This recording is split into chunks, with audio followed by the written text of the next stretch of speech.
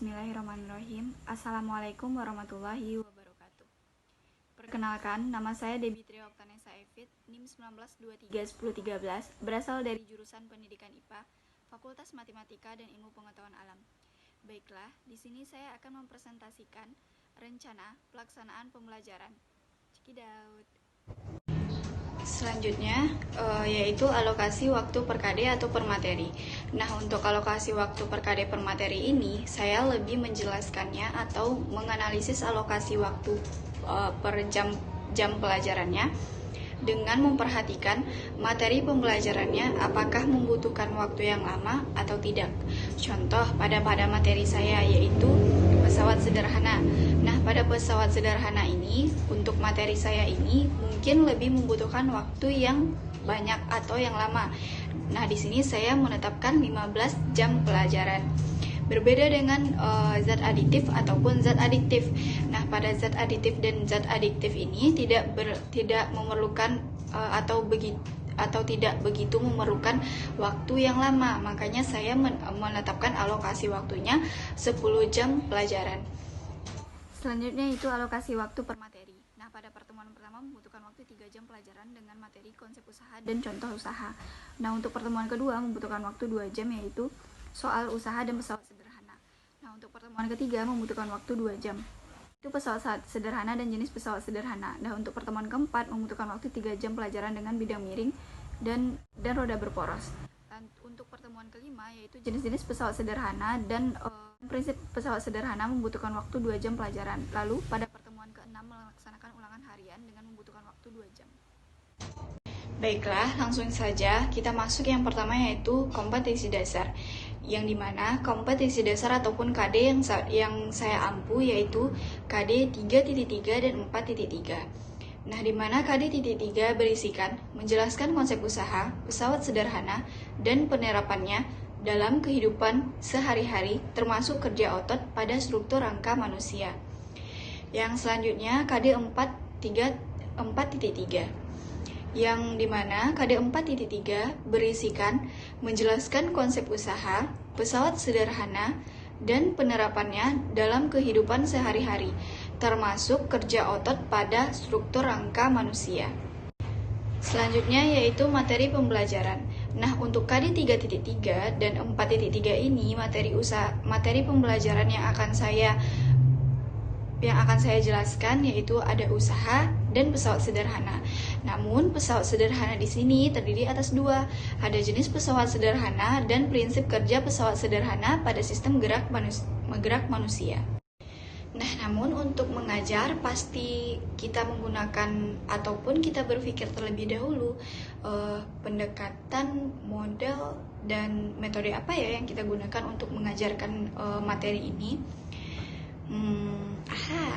Nah, menurut saya kita dapat menggunakan pendekatan scientific approach.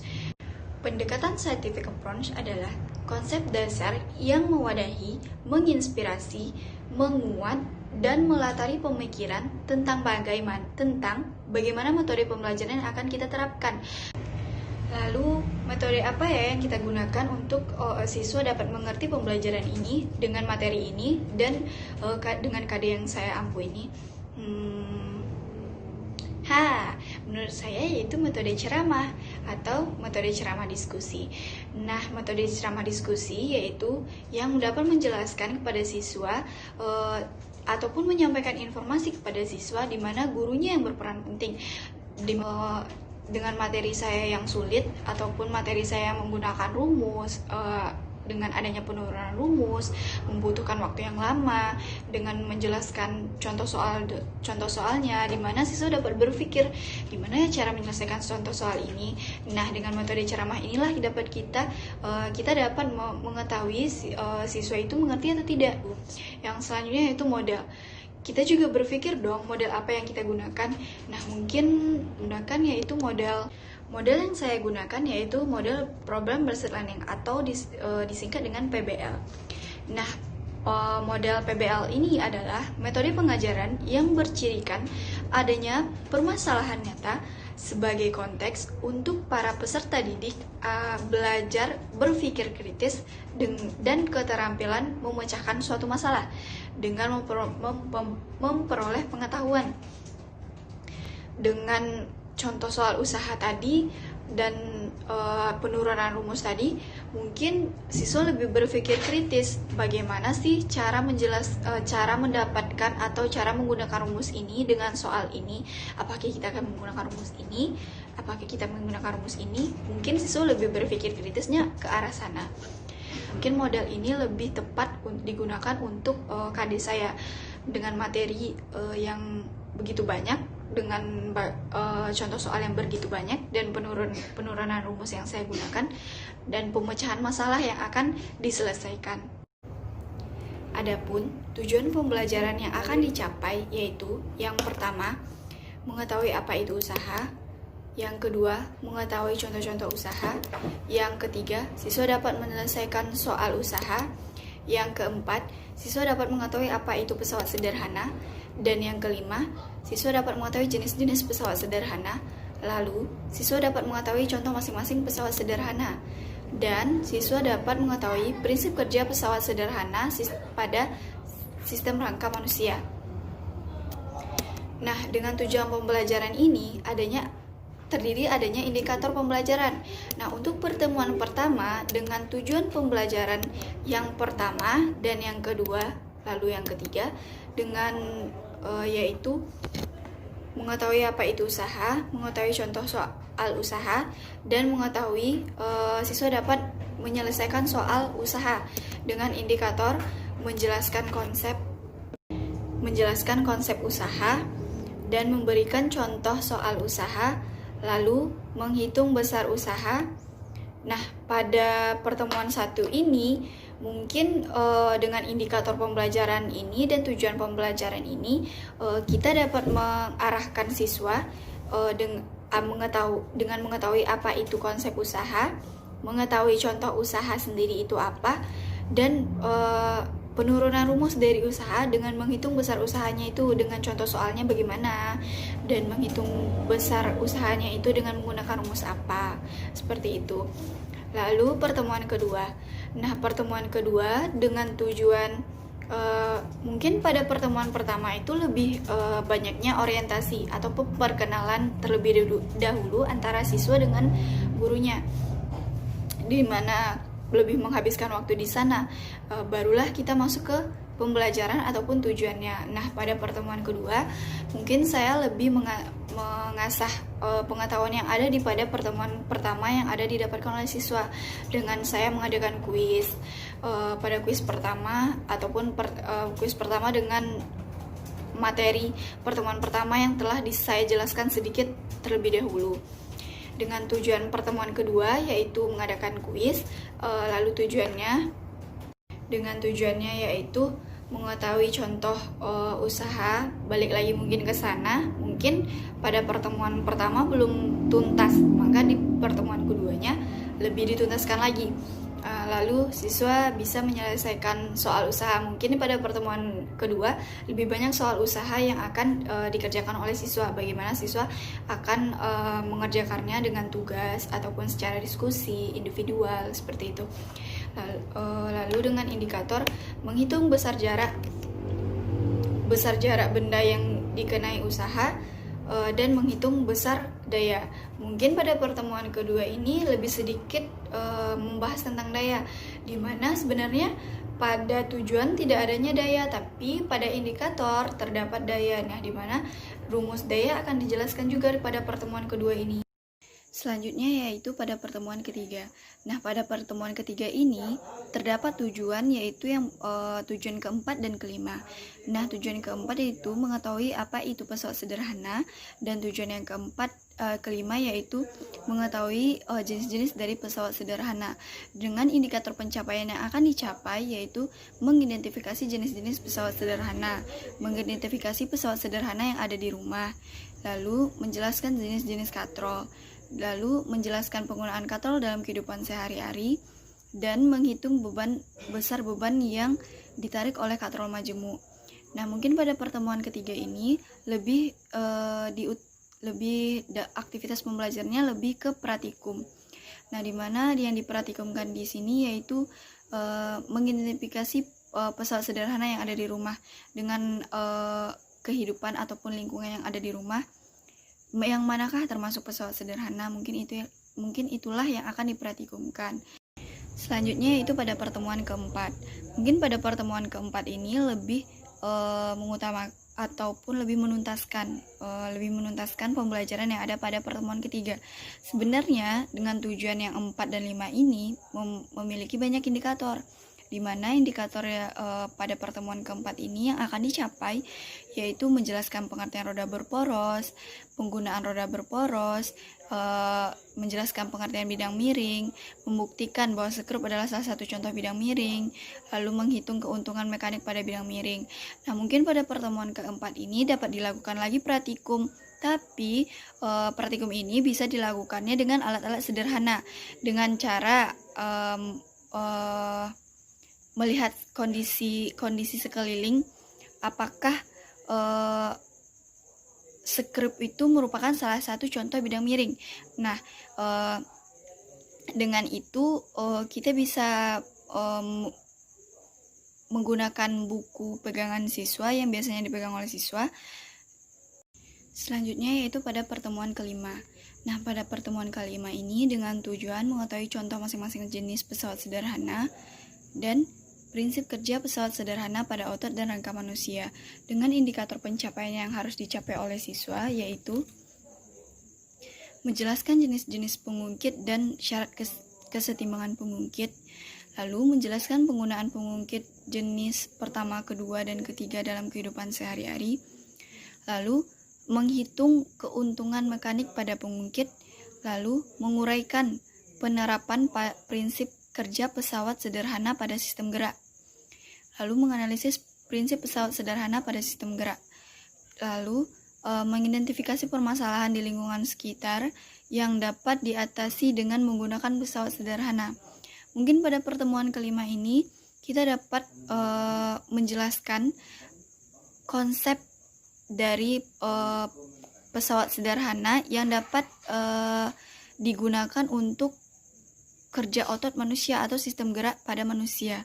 Mungkin lebih ke arah diskusi ataupun tanya jawab antara guru dengan siswanya, seperti itu. Lanjut pada pertemuan ke-6. Karena tuntasnya indikator dan tujuan pada pertemuan ke-1 sampai 5, maka pada pertemuan ke-6 dilakukannya ulangan harian. Lalu aktivitas pembelajaran yang direncanakan terdiri dari diskusi, ceramah, dan praktikum. Nah, maksudnya apa? Nah, diskusi itu antara siswa dengan murid. Nah, mungkin di dalam aktivitas pembelajaran yang biasa atau yang akan dilakukan yaitu dengan cara diskusi, di mana mendiskusikan suatu hal yang benar-benar tidak dimengerti atau suatu hal yang benar-benar harus didiskusikan secara bersama. Lalu dengan cara ceramah, aktivitas pembelajaran itu dapat dilakukan dengan cara ceramah, di mana ceramah ini dilakukan agar siswa dapat mengetahui apa yang belum mereka ketahui, dengan cara guru membicarakan atau memberitahukan caranya usaha itu ini seperti itu, dan rumus usaha yang digunakan ini seperti itu. Lalu praktikum. Aktivitas pembelajaran itu dapat dilakukan juga dengan praktikum, dengan KD dan materi yang didapat. Aktivitas pembelajaran itu akan bisa dilakukan dengan cara praktikum, yang dengan praktikum sederhana yang akan dilakukan. Mungkin seperti itu aktivitas pembelajaran yang akan dilaksanakan pada KD 3.3 dan 4.3 yang saya ampu. Selanjutnya yaitu sistematika urutan materi. Nah, untuk pertemuan pertama, sistematika urutan materi yaitu usaha. Ada pengertian usaha, contoh usaha, dan soal usaha. Untuk pertemuan kedua ada usaha dan daya, soal usaha dan pengertian daya. Untuk pertemuan 3 ada jenis-jenis pesawat sederhana. Jenis pesawat sederhana yaitu jenis-jenis katrol. Pertemuan keempat yaitu jenis pesawat sederhana, yaitu roda berporos dan bidang miring. Untuk pertemuan kelima, prinsip kerja pesawat sederhana yaitu jenis pengungkit dan prinsip kerja pesawat sederhana pada sistem gerak manusia. Lalu pada pertemuan ke-6 yaitu ulangan harian. Selanjutnya yaitu bentuk penilaian. Nah, pada bentuk penilaian ini Bentuk penilaian ini ada bentuk penilaian yang pertama yaitu sikap. Nah, bentuk penilaian sikap ini terdiri dari penilaian observasi. Apa sih penilaian observasi itu? Nah, penilaian observasi adalah penilaian apakah dia bertanggung jawab, jujur, bekerja sama, seperti itu. Rentang nilai untuk nilai observasi ini yaitu dari 25 sampai 100. Selanjutnya itu penilaian diri.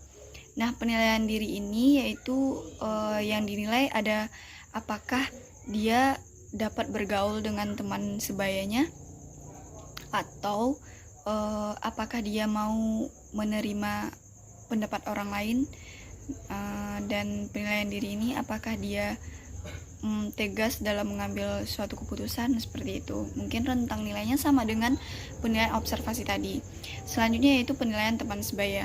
Nah, penilaian teman sebaya ini terdiri dari apakah dia mau menerima pendapat orang lain, apakah dia sabar menghadapi pendapat teman yang berselisih paham dengan dia. Nah, seperti itu. Mungkin itu salah satu penilaian teman sebaya. Bagaimana cara dia menghargai temannya dalam berbicara, apakah dia ikut dalam berdiskusi, apakah dia ikut dalam suatu kesimpulan, pembuatan kesimpulan, seperti itu. Dan rentang nilainya pun sama dengan penilaian observasi tersebut. Selanjutnya itu bentuk penilaian pengetahuan. Nah, bentuk penilaian pengetahuan ini terdiri dari aspek percakapan, partisipasi dalam pembelajaran, lalu partisipasi dalam bertanya. Nah, aspek percakapan ini dinilai dari intonasinya, tinggi, nadanya, rendah nadanya, mungkin itu yang dinilai.